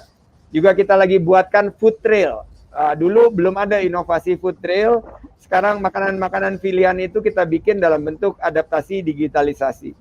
Dan acara-acara musik yang ikonik. Ini kita kalau di Lake Geneva, setiap spot itu ada festivalnya. Festival jazz di Montreux, festival lukisan di Vevey, festival misalnya jam di Geneva. Nah, di Danau Toba ini kita akan buat yang serupa. Selanjutnya setelah inovasi kita beradaptasi. Dan dalam adaptasi ini kita pastikan bahwa adaptasi kita sesuai dengan protokol kesehatan yang ketat dan disiplin. Kami di sini menerapkan CHSE, Cleanliness, Health, Safety, dan Environmental Sustainability. Kenapa? Karena perlu ada keseimbangan dan harmoni antara menekan virus COVID-19 serendah mungkin yang terkendali, dan juga bagaimana kita terus bisa menggerakkan ekonomi rakyat. Dan inilah yang kita juga lakukan strategi promosi yang targeted dan segmented. Dulu Bang Salman, Bang Ivan kita beriklan hajar aja gitu, hajar bleh, pasang iklan. Ya. Pokoknya kita ingin menjangkau sebanyak mungkin. Sekarang kita nggak di promosi di pariwisata, kita akan melakukannya dengan targeted, segmented. Kita pakai algoritma supaya kita tahu siapa yang mesti kita tuju, demografi apa yang mesti kita sasar. Bagaimana kita promosi pariwisata itu sangat efektif. Jadi itu sekarang kita dorong agar para wisatawan merasa aman dan nyaman dan punya confident bahwa berwisata ini kita bisa lakukan dengan penuh tanggung jawab. Dan juga kita punya program Bangga Berwisata di Indonesia. Ada 150 triliun uang Indonesia yang mengalir ke luar negeri karena kita, termasuk saya dan keluarga, dulu suka berwisata di luar negeri. Sekarang kita coba reposisi, karena mumpung ada pandemi, masyarakat bisa bangga berwisata, hashtag di Indonesia aja. Dan pilar yang ketiga adalah kolaborasi. Nah ini kolaborasinya siapa aja? Semua, sektor publik, sektor swasta, institusi pendidikan, ITB misalnya, dan juga kita libatkan masyarakat dan media. Ini yang harus kita lakukan untuk mengakselerasi digitalisasi dan bagaimana kita mereposisi keluar dari pandemi ini. Saya pakai baju Indonesia Care ya, ini Indonesia Care. Kalau disingkat I Do Care, menunjukkan bahwa kita ingin bahwa semua elemen pariwisata dan ekonomi kreatif itu tersentuh dan terbangkitkan semangatnya. Mas Salman, Mas Ivan yang saya banggakan, ada beberapa, ini speech-nya panjang sekali, luar biasa. Saya ingin ada beberapa program yang kerjasamakan dengan Paragon. Kalau bisa misalnya program-program untuk peningkatan UMKM, akses pasar, juga kita sekarang punya program untuk meningkatkan kemasan, karena content is king, tapi packaging is queen. Dan digital ecosystem is the kingdom. Jadi saya yakin pandemi COVID-19 ini menjadi kesempatan kita untuk berinovasi. Dan tahun 2021 kita canangkan sebagai tahun kebangkitan kita pulihkan dengan adaptasi teknologi, dengan adaptasi protokol kesehatan yang ketat dan disiplin, dan dengan kolaborasi kita bisa menghadirkan kebangkitan ekonomi dan kepulihan agenda pembangunan kita. Saya ucapkan terima kasih sekali lagi. Ini Mas Ferdinand, jadi terima kasih sekali lagi sudah mengundang saya. Wassalamualaikum warahmatullahi wabarakatuh. Hatur nuhun pisan. Om Santi Om. Waalaikumsalam warahmatullahi wabarakatuh. Terima kasih Pak Sandi atas speech luar biasa. Langsung ini kelihatan ya Mas Salman seorang innovator, langsung speech-nya luar biasa. Dan ini challenge. Langsung dijawab nggak challenge dari Mas Sandi? Bagaimana rencana kolaborasi dengan Paragon untuk menghidupkan UMKM dan juga memperkuat ekonomi kreatif? Ya. Ini ada hikmahnya juga ya, Bang Sandi, kita ketemu dulu sama Mas Manov di rumah siap kerja dulu. Jadi siap banget, justru itu yang kami tunggu-tunggu gitu. Kita punya komunitas dulu, bahkan Bang Sandi, kok jadi bahkan dia Pak Menteri ya. Jadi waktu itu kita tuh pernah kepikiran kayak mulai oleh-olehnya dulu nih tadi, digitalisasi. Jadi saya seneng banget ada food trail gitu ya. Jadi gimana kita mengidentifikasi oleh-oleh lokal. Jadi mungkin kan ada orang nggak bisa ke Bali tapi pasti punya pelanggan souvenir sama merchandise Bali. Jadi saya juga ingin apa ya, gimana kalau wadah ekosistem itu mulai menyisihkan tadi ya, bukan yang 150 triliun, bahkan yang mungkin lebih kali ya, karena kan yang lokal lebih besar gitu, untuk mulai jalan-jalan itu sosial tadi ya, kata Pak Sandi itu ya. Jadi kan kalau kita bisa memberikan dampak sosial kan kalau kita ngasih impact gitu ya. Jadi kita mulai dari raising awareness seperti itu. Pokoknya semuanya Pak Sandi sebelum diminta pun kita udah siap. Sesiapnya ya Pak Sandi. Butuh bantuan support gitu ya. Terus tadi koordinasi antar bidang gitu. Oh Pak Sandi, kita juga rekan pariwisata udah dari dulu. Jadi dari zamannya Shanghai Expo, kita bersama Kepariwisata tuh udah hampir 10 tahun yang lalu tuh memperkenalkan fashion Indonesia ke luar negeri misalnya. Jadi banyak banget yang bisa dikerjain. We are more than ready deh, Sandi, untuk bukan nolong sih, kolaborasi ya.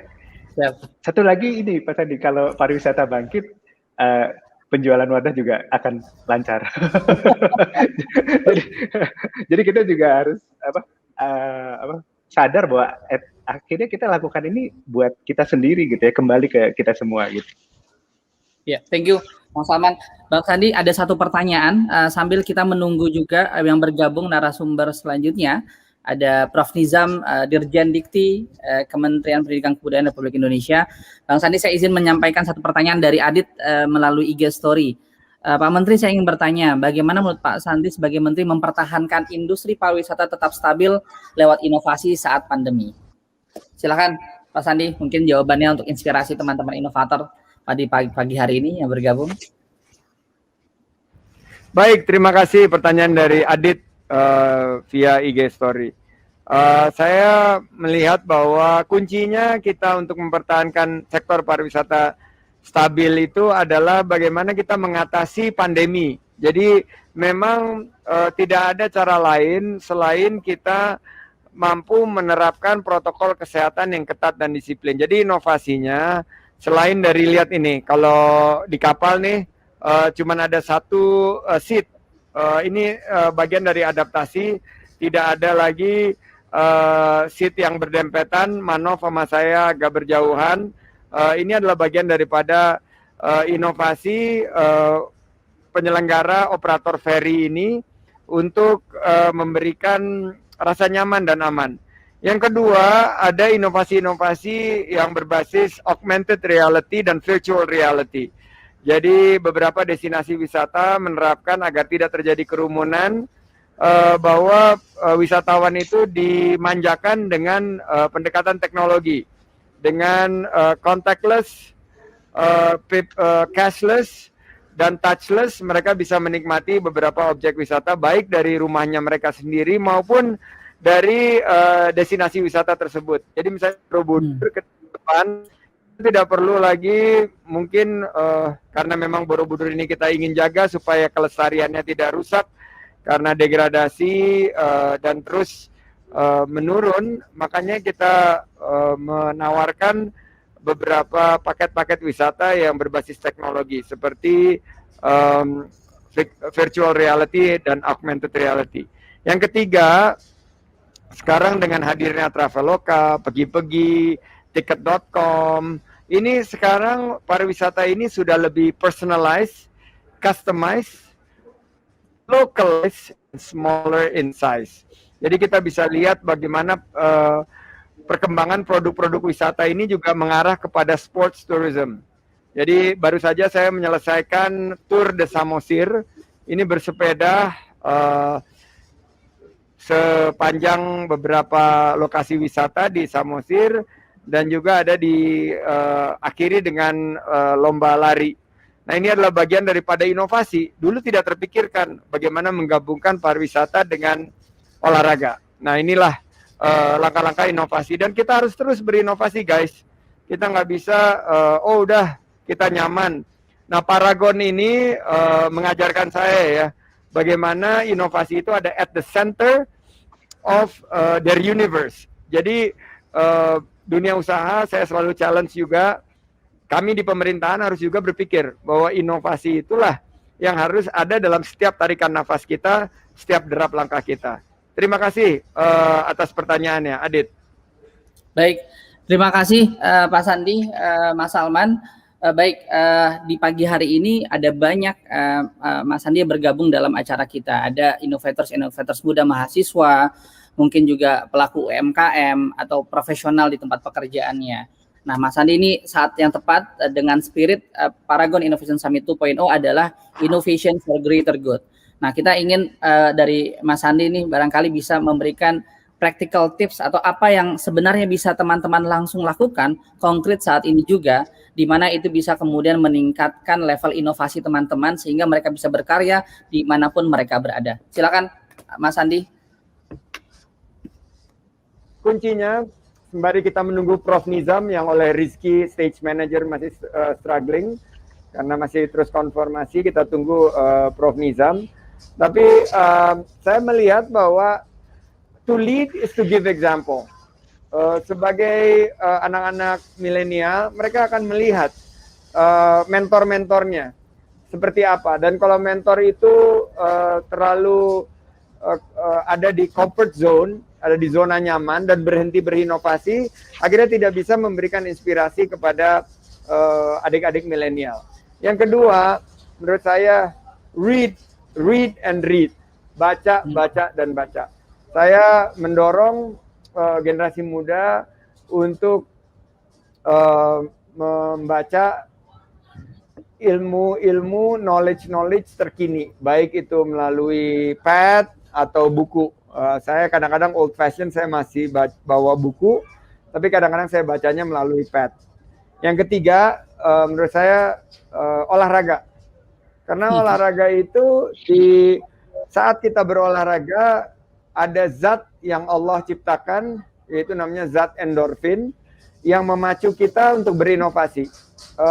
Tiba-tiba kita optimis melihat masa depan, tiba-tiba badan kita terasa segar, kita nggak galau, kita nggak mager, kita nggak rebahan, tapi kita terus bergerak. Karena inovasi itu akan dilakukan oleh orang-orang yang bergerak. People who move, innovate. And people who innovate, move. Jadi mereka tidak ada tuh auto mager, mereka bergerak terus. Dan terakhir, menurut saya inovasi itu akan berbasis silaturahim. Silaturahim yang memang sekarang ini kita dorong dalam konsep crowd sourcing. Jadi bukan hanya inovasi itu dari kepala kita sendiri, karena nggak mungkin inovasi itu, siapa sih yang innovate? Sandi? Enggak. Sandi dan teman-temannya Manov juga, sekaligus Manov, say hi. Hai bro. Dan Pak Salman, kita di Rumah Siap Kerja di sini ada bersama pemerintah, inovasinya adalah program prakerja. Jadi ini udah Prof Nizam sudah bergabung nih, terima kasih Rizky. Kita ingin sapa juga, dan untuk Catherine terima kasih semuanya, Omar juga luar biasa, kalian sudah menghadirkan satu event yang terkurasi dengan baik dan tereksekusi dengan sangat perfect. Jadi kebetulan kami juga sudah mendekati perapat, ini bisa saya kasih lihat keindahannya tidak kalah dari Switzerland. Ini cantik sekali, kita lihat Danau Toba ini benar-benar Allah Subhanahu wa taala, Tuhan yang Maha Kuasa, kasih keindahan kepada kita. Dan saya sudah hampir mendekati pelabuhan Ajibata. Ini pelabuhan yang baru saja diselesaikan pembangunannya oleh pemerintah. Tapi akhirnya kita harap kreatif ini untuk bisa bangkit kembali dan pulih. Terima kasih. Saya sudah closing, Rizky. Jadi tolong Prof Nizam diangkat. Saya ingin menyapa Prof Nizam. Dan juga Mas Ivan, you are the best. Thank you. Salma, kita udah chit-chat dulu. Ini kelihatannya Prof Nizam belum ada. Aduh, Rizky, kesian dia stres. Baik. Siap. Ya, kalau gitu ini juga ada bagian dari inovasi, yaitu ferry. Nah, ini ferry ferry yang masyarakat tuh melambaikan tangannya, say hi kepada sebagian besar dari mereka memakai produk Paragon. Jadi ini mudah-mudahan ya harapan kita, kebersamaan kita di sini di pagi ini akan membangkitkan inovasi. Manov, mungkin say a few word karena Prof Nizam belum ada, Rizky struggling. Silakan. Thank you Bang Manov. Halo Bang. Ini sekalian mungkin Mas Menteri ini di pariwisata dan Ekraf perlu banyak banget innovation. Jadi nanti mungkin Bro Salman bisa sekaligus mengajak teman-teman yang hadir di sini untuk memberikan solusi-solusi yang inovatif untuk membantu lebih lagi pelaku-pelaku pariwisata maupun Ekraf.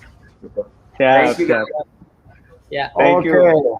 Mas Andi, kita punya.